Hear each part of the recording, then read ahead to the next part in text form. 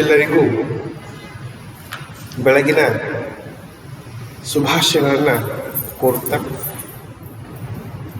ಈಗಾಗಲೇ ನಾವು ಕೃಷ್ಣ ಸುಧಾಮನ ಪಾಠ ತಿಳಿದುಕೊಂಡೇವೆ. ಅಭ್ಯಾಸ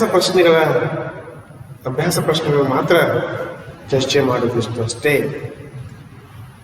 ಕೃಷ್ಣ ಸುಧಾಮನ ಪಾಠದ ಸಾರಾಂಶವನ್ನು ತಾವೆಲ್ಲರೂ ಅರ್ಥ ಮಾಡಿಕೊಂಡಿದ್ದೀರಿ ಎಂದು ಭಾವಿಸುತ್ತಾ ಈಗ ನೇರವಾಗಿ ನಾವು ಅಭ್ಯಾಸ ಪ್ರಶ್ನೆಗಳಿಗೆ ಬರೋಣ.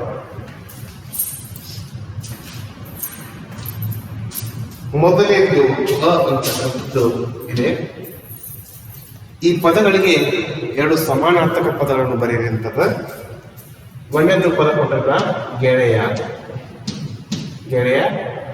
ಸಖನು ಅನ್ಬೋದು ಅಥವಾ ಮಿತ್ರ ಅಂತ ಹೇಳಿ ಬರಿಬೋದು. ಗೆಳೆಯಗೆ ಸಮಾನಾರ್ಥಕ ಪದಗಳು. ಎರಡನೇದು ಹೆಂಡತಿ ಅಂತಕ್ಕಂಥ ಪದ.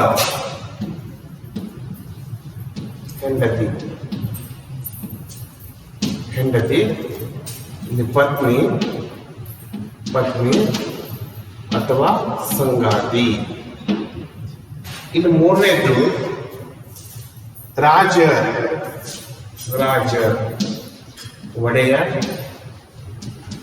ಒಡೆಯ ಪ್ರಭು ಇತ್ಯಾದಿ. ಇನ್ನು ದುಡಿಮೆ ನಾಲ್ಕನೇದು. ದುಡಿಮೆ ಅಂದ್ರೆ ಶ್ರಮ, ಕೆಲಸ. ಇಷ್ಟು ಪದಗಳ ಅರ್ಥ ಬರೆಯಿರಿ ಅಂತಂದಾಗ ಒಂದು ಪದಕ್ಕೆ 2ರಿಂದ 3 ಪದಗಳನ್ನಾದರೂ ಕೊಳ್ಳಬಹುದು. ಈ ಪದಗಳನ್ನ ನೆಕ್ಸ್ಟ್ ಅಂತಕ್ಕಂಥ ಒಂದು ಪ್ರಶ್ನೆ, ಈ ಪದಗಳನ್ನ ಬಳಸಿ ಸ್ವಂತ ವಾಕ್ಯದಲ್ಲಿ ಬಳಸಿ ಬರೆಯಿರಿ ಅಂತ. ಯಾವ ಪದ ನೋಡಿ. ಒಂದನೇದು ಪರಮ ಮಿತ್ರ.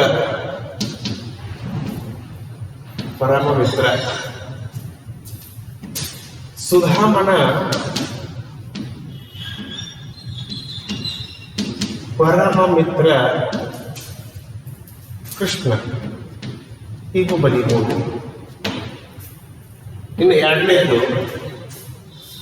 ವಿಶ್ರಾಂತಿ.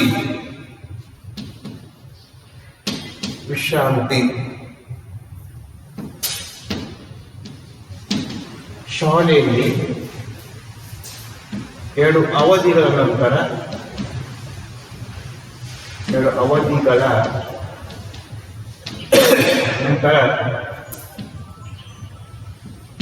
ವಿಶ್ರಾಂತಿ ನೀಡುತ್ತಾರೆ.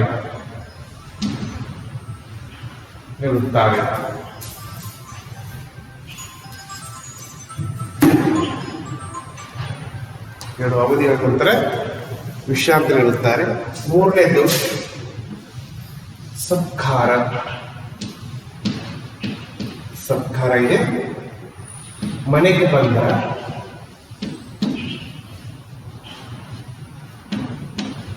ಅತಿಥಿಗಳಿಗೆ ಸತ್ಕಾರ ಏರ್ಪಡಿಸುತ್ತಾರೆ.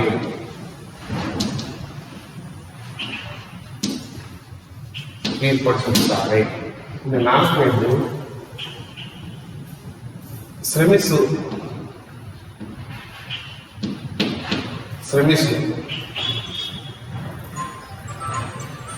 ಕೂಲಿ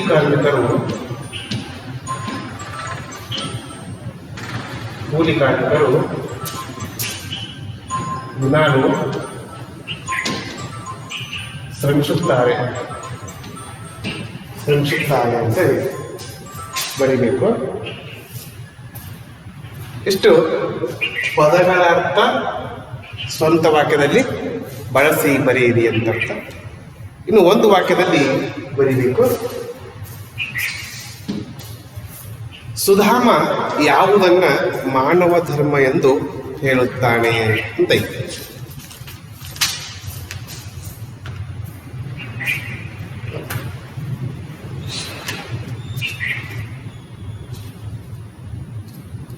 ಒಂದನೇದು ನೋಡಿ, ಜೀವನದಲ್ಲಿ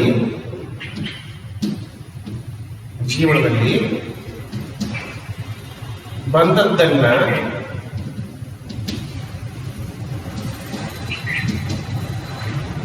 ಅನುಭವಿಸಲೇಬೇಕು. ಅದೇ ಅದೇ ಮಾನವ ಧರ್ಮ ಎಂದು ಹೇಳುತ್ತಾರೆ. ಇನ್ನು ಎರಡನೇ ಪ್ರಶ್ನೆ ಏನು? ಯಾರಿಗಾಗಿ ಶ್ರೀಕೃಷ್ಣನ ಬಳಿ ಸಹಾಯ ಕೇಳಲು ಸುಧಾಮನ ಪತ್ನಿ ಹೇಳುತ್ತಾಳೆ? ಮಕ್ಕಳಿಗಾಗಿ. ಎರಡನೇ ಪ್ರಶ್ನೆ ಏನು? ಮಕ್ಕಳಿಗಾಗಿ ಶ್ರೀಕೃಷ್ಣನ ಬಳಿ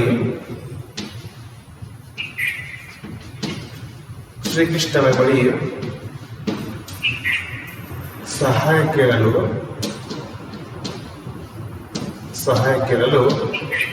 ಹೇಳುತ್ತಾಳೆ.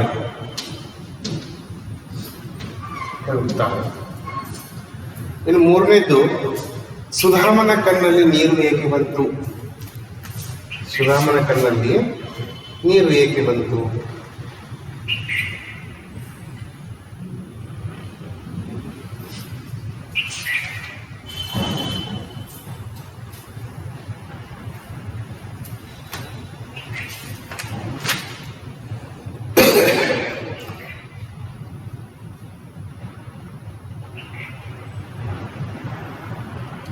ಬಹಳ ದಿನಗಳ ನಂತರ, ಮೂರನೇದು, ಬಹಳ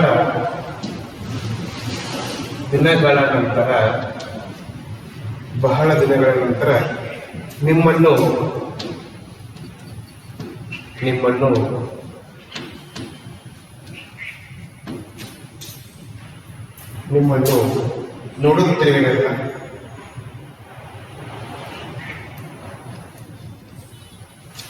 ನೋಡುತ್ತೇವೆನಲ್ಲ, ಅದಕ್ಕಾಗಿ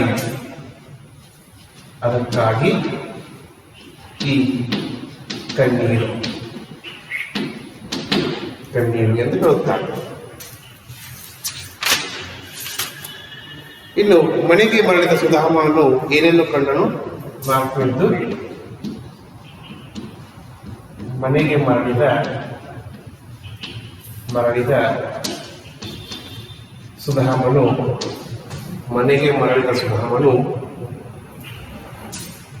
ಅರಮನೆಯಂಥ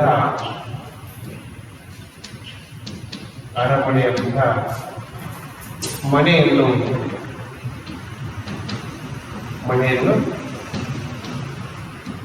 ಕಂಡನು. ಐದನೇದು, ಸುಧಾಮನ ಮನೆಯನ್ನು ಕಟ್ಟಿಸಿದವರು ಯಾರು?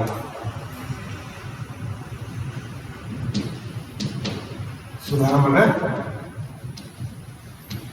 ಮನೆಯನ್ನು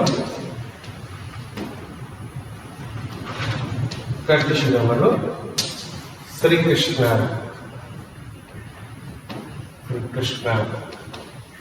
ಇಷ್ಟು ಪದಗಳ ಅರ್ಥ ಸ್ವಂತ ವಾಕ್ಯದಲ್ಲಿ ಬಳಸಿ ಬರೆಯಿರಿ, ಒಂದು ವಾಕ್ಯದಲ್ಲಿ ಬರೆಯಿರಿ. ಇಷ್ಟು ನೋಡಿ. ಇನ್ನು ಕೆಳಗಿನ 5-6 ವಾಕ್ಯದಲ್ಲಿ ಉತ್ತರಿಸಿ ಅಂತದ. ಕೃಷ್ಣ ಸುಧಾಮರು ಗುರುಕುಲದಲ್ಲಿ ಕಳೆದ ದಿನಗಳನ್ನು ಪರಸ್ಪರ ನೆನಪಿಸಿಕೊಂಡದ್ದು ಹೇಗೆ ಅಂತ ಪ್ರಶ್ನೆ ಇದೆ. ಅದನ್ನ ಇಲ್ಲಿ ಉತ್ತರವನ್ನು ನಾನು ಓದ್ತೇನೆ, ತಾವೆಲ್ಲ ಅದನ್ನ ಬರೆಯಿರಿ.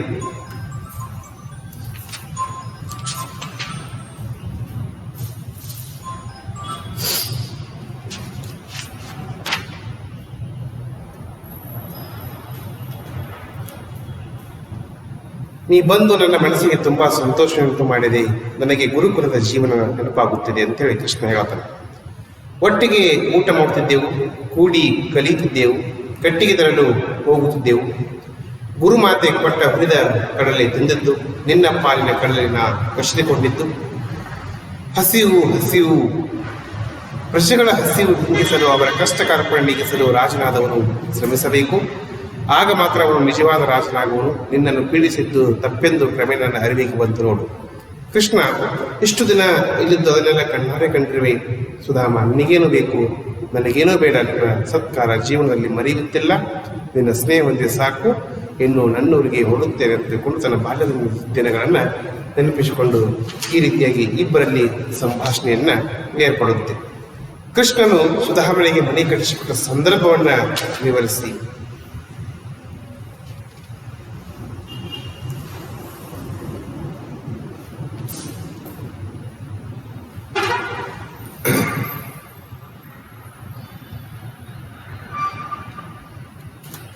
ನೀವು ದ್ವಾರಕಾನಗರ ತಲುಪಿದ ದಿನವೇ ಅಲ್ಲಿಂದ ಸೇವಕರ ದಂಟು ಬಂತು. ಬೇಕಾದ ಎಲ್ಲ ವಸ್ತುಗಳನ್ನು ತಂದರು. ಚಕಚಕ ಅಂತ ಮನೆ ನಿರ್ಮಾಣ ಮಾಡಿದರು. ನಮಗೆಲ್ಲ ಹೊಸ ಉಡುಪು ಆಭರಣಗಳನ್ನು ಸಹ ಕೊಟ್ಟರು. ಪರಮ ಆಶ್ಚರ್ಯ, ನನ್ನ ಮನದ ಇಂಗಿತವನ್ನು ತಿಳಿದುಕೊಂಡು ಎಲ್ಲ ರೀತಿಯ ಸಹಾಯ ಮಾಡಿದ್ದಾನೆ ಶ್ರೀಕೃಷ್ಣ. ನೀವು ತೆಗೆದುಕೊಂಡು ಹೋದ ಅವಲಕ್ಕಿಯನ್ನು ಅವರು ನೀಡಿದ್ದೀರಾ? ಕೊಟ್ಟೆ. ಬಹಳ ದಿನಗಳಿಂದ ಬಹಳ ಆನಂದದಿಂದ ತಿಂದು ಹೆಂಡತಿ ರುಕ್ಮಿಣಿಗೂ ತಿನ್ನಿಸಿದ. ಅಬ್ಬಾ, ಬಡವರ ಮನೆ ಅವಲಕ್ಕಿಯನ್ನು ಸಂತೋಷವಾಗಿ ತಿಂದರಲ್ಲ, ಇದು ಅವರ ನಿಜವಾದ ಸ್ನೇಹ ಮತ್ತು ದೊಡ್ಡ ಗುಣ. ಮತ್ತೆ ನೀವು ಯಾಕೆ ಸಹಾಯ ಕೇಳಲಿಲ್ಲ? ಆತ ಸತ್ಕಾರ ಮಾಡಿದ್ದು ನೋಡಿ ನನ್ನ ಮನಸ್ಸು ನಾಚಿ ಕುಗ್ಗಿ ಹೋಯಿತು. ಮತ್ತೆ ಏನನ್ನು ಕೇಳಲು ಮನಸ್ಸಾಗಲಿಲ್ಲ. ನೀವು ಕೇಳಲಿಲ್ಲ ನಿಜ, ಆದರೆ ಆ ಕೃಷ್ಣ ಪರಮಾತ್ಮನೇ ತಮ್ಮ ಕರ್ತವ್ಯ ಮಾಡಿದ್ದಾರೆ. ಮಕ್ಕಳೆಲ್ಲ ಎಲ್ಲಿದ್ದಾರೆಂದು ಇಲ್ಲಿ ನೋಡ್ತಾನೆ. ಅಪ್ಪ, ನನ್ನ ಹೊಸ ಬಟ್ಟೆ ನೋಡಿ ಎಷ್ಟು ಚೆನ್ನಾಗಿದೆ, ಓಲೆ, ಸರ, ಬಳೆ ಎಲ್ಲವೂ. ಅಪ್ಪ, ನಿಮಗೂ ರೇಷ್ಮೆ ಬಟ್ಟೆ ಕೊಟ್ಟಿದ್ದಾರೆ ನೋಡಿ ಅಂತ ತಿಳ್ಕೊಂಡು ಮಕ್ಕಳು ತಂದೆಗೆ ಹೇಳ್ತಕ್ಕಂಥ ಒಂದು ಪರಿಪಾಠ ಇದಿದೆ. ಇನ್ನು ಈ ಕೆಳಗಿನ ಮಾತುಗಳನ್ನು ಯಾರು ಯಾರಿಗೆ ಯಾವಾಗ ಹೇಳಿದರು ಅಂತಕ್ಕಂಥ ಬರಿಬೇಕು. ನನ್ನನ್ನು ಕಂಡರೆ ಅವನಿಗೆ ಅಪಾರ ಪ್ರೀತಿ, ಸ್ನೇಹ, ಗೌರವ ಅಂತೇಳಿ ವಿ.ಎಸ್. ಹಿರಹಟ್ಟಿ ಮಠರು ರಚಿಸಿರುವ ಕೃಷ್ಣ ಸುಧಾಮ ಎಂಬ ಗದ್ಯ ಪಾಠದಿಂದ ಅಥವಾ ನಾಟಕದಿಂದ ಆಯ್ದುಕೊಳ್ಳಲಾಗಿದೆ. ಈ ಮಾತನ್ನ ಸುಧಾಮ ತನ್ನ ಹೆಂಡತಿಗೆ ಹೇಳುತ್ತಾನೆ. ಎರಡನೇದು, ಹಸಿದಿರುವ ಮಕ್ಕಳಿಗೋಸ್ಕರ ಆದರೂ ಹೋಗಿ ಕೇಳಿ. ವಿ.ಎಸ್. ಹಿರಹಟ್ಟಿ ಮಠರು ರಚಿಸಿರುವ ಕೃಷ್ಣ ಸುಧಾಮ ಎಂಬ ನಾಟಕದಿಂದ ಆಯ್ದುಕೊಳ್ಳಲಾಗಿದೆ. ಇಲ್ಲಿ ಸುಧಾಮನ ಹೆಂಡತಿ ಸುಧಾಮನಿಗೆ ಹೇಳುತ್ತಾಳೆ, ಬರೀ ನನಗೆ ಗುರುಕುಲದ ಜೀವನ ನೆನಪಾಗುತ್ತದೆ. ಸುಧಾಮನು ಕೃಷ್ಣನನ್ನು ಭೇಟಿ ಮಾಡಲು ಹೋದಾಗ ಇಬ್ಬರಲ್ಲಿ ಮಾತಿನ ಚಕಮುಕಿ ಏರ್ಪಡುತ್ತದೆ. ಆವಾಗ ಕೃಷ್ಣ ಸುಧಾಮನಿಗೆ ಕೇಳುತ್ತಾನೆ, ನನಗೆ ಗುರುಕುಲದ ಜೀವನ ನೆನಪಾಗುತ್ತಿದೆ ಎಂದು ಈ ಮಾತನ್ನ ಕೃಷ್ಣ ಸುಧಾಮನಿಗೆ ಇಲ್ಲಿ ಹೇಳುತ್ತಾನೆ. ನಿಮಗೂ ರೇಷ್ಮೆ ಬಟ್ಟೆ ಕೊಟ್ಟಿದ್ದಾರೆ. ವಿ.ಎಸ್. ಹಿರಹಟ್ಟಿ ಮಠ ರಚಿಸಿರುವ ಕೃಷ್ಣ ಸುಧಾಮ ಎಂಬ ನಾಟಕದಿಂದ ಆಯ್ದುಕೊಳ್ಳಲಾಗಿದೆ. ಇಲ್ಲಿ ಮಕ್ಕಳು, ಮನೆಯಲ್ಲಿರ್ತಕ್ಕಂಥ ಮಕ್ಕಳು ದ್ವಾರಕಾನಗರಕ್ಕೆ ಹೋಗಿ ಬಂದಿರತಕ್ಕಂಥ ತಂದೆಗೆ ಕರೆದು, ಅಪ್ಪ, ನಿಮಗೂ ರೇಷ್ಮೆ ಬಟ್ಟೆ ಕೊಟ್ಟಿದ್ದಾರೆ, ತೆಗೆದುಕೊಳ್ಳಿ ಎಂದು ಆ ಮಕ್ಕಳು ಈ ಸುಧಾಮನಿಗೆ ಹೇಳ್ತಕ್ಕಂಥ ಒಂದು ಮಾತು. ಇಷ್ಟು ನೀವು ಫೇರ್ವೆಲ್ನಲ್ಲಿ ಬರೀರಿ ಚೆನ್ನಾಗಿ. ಇಷ್ಟು ಫೇರ್ವೆಲ್ ಆಯಿತು. ಈಗ ಗ್ರಾಮರ್ ಸೆಕ್ಷನ್ ಮಾಡ್ಕೊಳ್ಳಿ.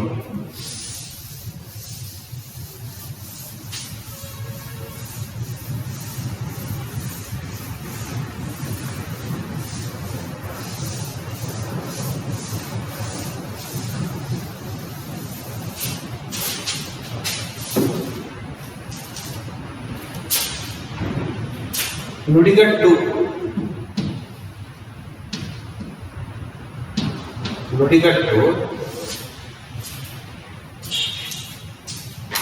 ಗಾದೆ ಮಾತು, ಗಾದೆ ಮಾತು, ಒಗಟು, ಒಗಟು. ಇಲ್ಲಿ ನುಡಿಗಟ್ಟು ಅಂತಂದ್ರೇನು? ವಿಶೇಷಾರ್ಥವುಳ್ಳ ಪದಪುಂಜಕ್ಕೆ ನುಡಿಗಟ್ಟು ಎಂದು ಕರೆಯುತ್ತೇವೆ. ವಿಶೇಷಾರ್ಥವುಳ್ಳ ಪದಪುಂಜಕ್ಕೆ ನಾವು ನುಡಿಗಟ್ಟು ಅಂತ ಕರಿತೀವಿ. ಉದಾಹರಣೆಗೆ ನುಡಿಗಟ್ಟುಗಳು ಇಲ್ಲಿದಾವೆ ನೋಡಿ. ಅಟ್ಟಕ್ಕೇರಿಸು,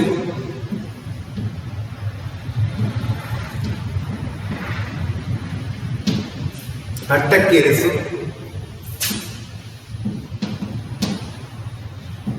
ಗುಡ್ಡವನ್ನು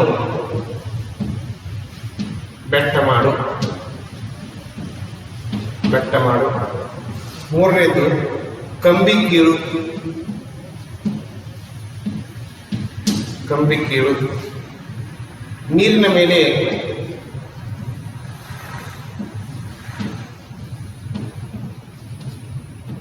ನೀರಿನ ಮೇಲೆ ಹೋಮ ಮಾಡು. ಐದನೇದು ಗುಬ್ಬಿ ಮೇಲೆ,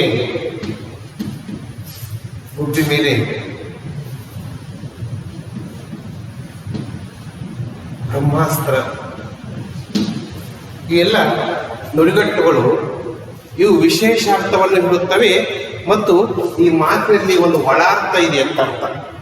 ನುಡಿಗಟ್ಟುಗಳಲ್ಲಿ ಭಾರಿ ದೊಡ್ಡ ಗಾತ್ರದ ಕೆಲಸ ಮಾಡಿದರೂ ಏನೂ ಪ್ರತಿಫಲ ಸಿಗದೇ ಇರುವುದು ಅಂತಕ್ಕಂಥದ್ದು. ನೀರಿನ ಮೇಲೆ ಹೋಮ ಮಾಡುವಂತಂದ್ರೇನು, ನಾವು ಎಷ್ಟೇ ದೊಡ್ಡ ಪ್ರಮಾಣದಲ್ಲಿ ಕೆಲಸ ಮಾಡಿದರೂ ಕೂಡ ಏನೂ ಪ್ರತಿಫಲ ಸಿಗದೇ ಇದ್ದಕ್ಕೆ ನಾವು ಈ ಪದವನ್ನು ಬಳಸ್ತೇವೆ. ಇನ್ನು ಗುಡ್ಡವನ್ನು ಬೆಟ್ಟ ಮಾಡುವಂತಂದ್ರೆ ಅಲ್ಪ ವಿಷಯವನ್ನು ದೊಡ್ಡದು ಮಾಡೋದು ಅಂತ ಅರ್ಥ. ಇನ್ನು ಅಟ್ಟಕ್ಕೇರಿಸೋದ್ರೆ ಹೊಗಳಿ ಹೊಗಳಿ ಉಬ್ಬಿಸುವುದು ಅಥವಾ ಅಟ್ಟಕ್ಕೇರಿಸುವುದು ಅಂತ ಅರ್ಥ. ಅದಕ್ಕೆ ಅಟ್ಟಕ್ಕೇರಿಸುವಂತಕ್ಕಂಥ ನುಡಿಗಟ್ಟು ಪದ ಇದು. ಇನ್ನು ಗಾದೆ ಮಾತು ನೋಡಿ, ಕೂತು ಉಣ್ಣುವನಿಗೆ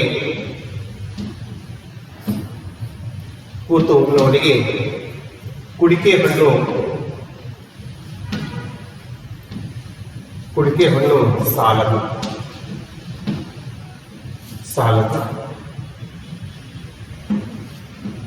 ಎರಡನೇದು, ನಾಲಿಗೆ ಚೆನ್ನಾಗಿದ್ದರೆ ನಾಡೆಲ್ಲ ಒಳ್ಳೆಯದು. ನಾಡೆಲ್ಲ. ಈ ಗಾದೆ ಮಾತುಗಳು ಏನು? ನಾಣ್ಣುಡಿ ಅಥವಾ ಲೋಕೋಕ್ತಿ ಎಂದು ಕರೆಯುತ್ತೇವೆ. ಒಂದು ವಿಷಯವನ್ನು ಕುರಿತು ಪರಿಣಾಮಕಾರಿಯಾಗಿ ತಿಳಿ ಹೇಳುವ ಘನವಾದ ಅರ್ಥವನ್ನು ಹೊಂದಿರುವಂಥ ಹೇಳಿಕೆಗಳಿಗೆ ನಾವು ಗಾದೆ ಮಾತು ಎನ್ನುತ್ತೇವೆ. ಅದೇ ನಾವು ಈಗ ಲೋಕೋಕ್ತಿ ಅಂತ ಕರೀಬೋದು, ಗಾದೆ ಮಾತು ಅಂತ ಕರೀಬೋದು, ನಾಣ್ಣುಡಿಗಳಂತೂ ಕರೀಬೋದು. ಒಂದು ವಿಷಯವನ್ನು ಕುರಿತು ಪರಿಣಾಮಕಾರಿಯಾಗಿ ತಿಳಿ ಹೇಳುವಂಥ ಘನವಾದ ಅರ್ಥವನ್ನು ಕೊಡ್ತಕ್ಕಂಥ ಮಾತುಗಳು, ಹೇಳಿಕೆಗಳು ಗಾದೆ ಮಾತುಗಳಾಗುತ್ತವೆ. ಇನ್ನು ಒಗಟನ್ನು ಒಡಪು, ಒಂಟು, ಒಡಚು, ಒಗಟತೆ, ಒಡಗತೆ ಇತ್ಯಾದಿಯಾಗಿ ನಾನಾ ರೂಪಗಳಲ್ಲಿ ಹೇಳುತ್ತಾರೆ. ಅದಕ್ಕೆ ರಾವಣ ಕೂಗಿದರೆ ನೋಡಿ ಪ್ರಶ್ನೆ ಹೆಂಗಿದೆ ಅವರು. ಕೂಗಿದರೆ ರಾವಣ, ಹಾರಿದರೆ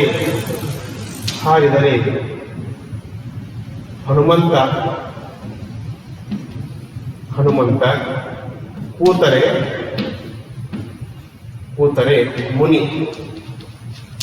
ಮುನಿ. ಹಾಗಾದ್ರೆ ಏನು?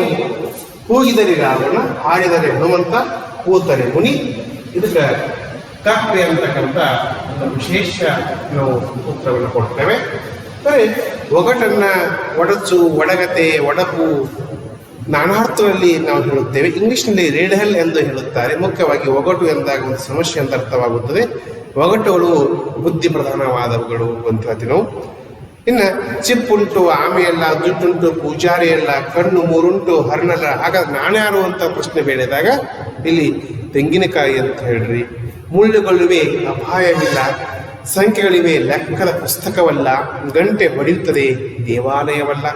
ಹಾಗಾದರೆ ನಾಣ್ಯಾರು ಅಂತ ಪ್ರಶ್ನೆ ಕೇಳಿದಾಗ ಇಲ್ಲಿ ಗಡಿಯಾರ ಅಂಥೇಳಿ ನೀವು ಹೇಳಬೇಕು. ಇದಿಷ್ಟು ಇವು ನುಡಿಗಟ್ಟು ಒಂದು ಪದದ ಒಳಾರ್ಥವನ್ನು ಹೇಳುತ್ತವೆ. ಇವು ಲೋಕೋಕ್ತಿ ನಾಣ್ಣುಡಿಗಳು, ಒಂದು ಹೇಳಿಕೆಯನ್ನು ಪರಿಣಾಮಕಾರಿಯಾಗಿ ಹೇಳುವಾಗ ಬರ್ತಕ್ಕಂಥ ಹೇಳಿಕೆಗಳು. ಇವು ಗಾದೆ ಮಾತುಗಳು. ಇವು ಒಗಟು, ಇದರ ಒಂದು ಬುದ್ಧಿಶಾಲಿಗಳಿಗೆ ಇದು ಒಂದು ಒಳ್ಳೆಯ ಒಂದು ಒಗಟುಗಳು ಅಂತ ಹೇಳ್ತೀವಿ. ಇದು ತರ್ಕಕ್ಕೆ ನಿಲ್ಲಿಸ್ತದ ಯಾವುದು ಒಗಟು. ಹೀಗೆ ನಿಮ್ಮ ವ್ಯಾಕರಣ ಅಂಶಕ್ಕೆ ಗಾದೆ ಮಾತು ಅಂದ್ರೆ ಏನು, ಒಗಟು ಅಂದ್ರೆ ಏನು ಮತ್ತು ನುಡಿಗಟ್ಟು ಅಂದ್ರೆ ಏನು ಅಂತ ಕೊಟ್ಟಿದ್ದಾನೆ. ಇಷ್ಟು ಪುಸ್ತಕದಲ್ಲಿರ್ತಕ್ಕಂಥ ವಿಷಯ. ಮುಂದಿನ ವಿಚಾರವನ್ನ ಮುಂದಿನ ಅವಧಿಯೊಳಗೆ ನಾವು ತಿಳಿಸೋಣ.